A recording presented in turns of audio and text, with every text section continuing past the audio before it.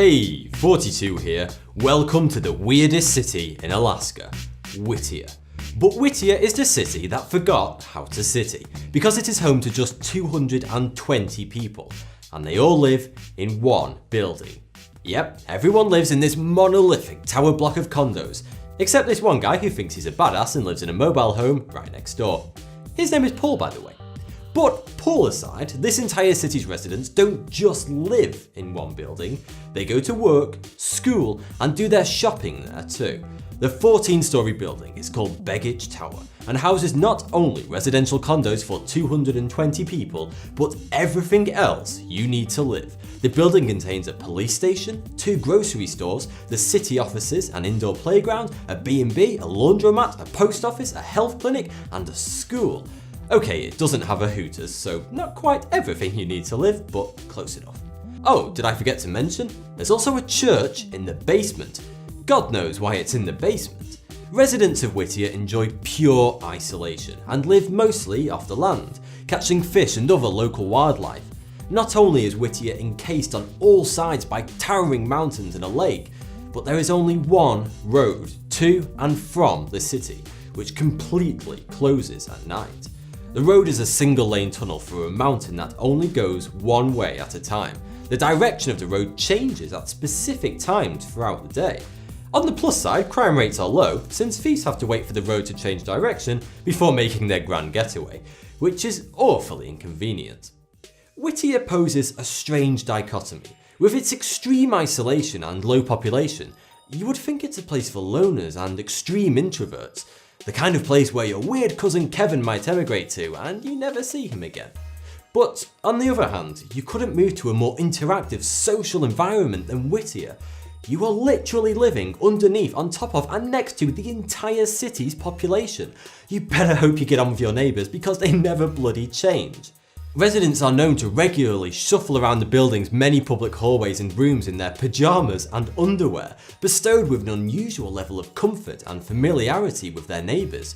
If school students get stuck with their homework, they simply knock on the teacher's door for help. After all, she only lives down the hall.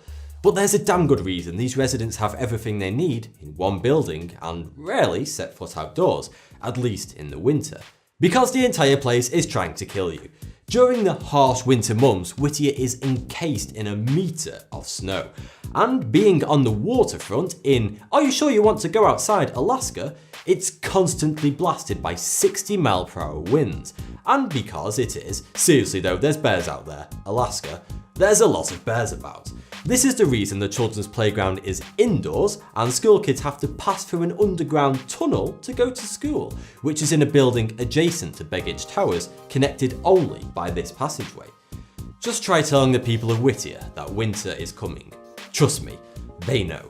There's even an indoor vegetable garden maintained by the school kids to provide sustenance through the winter.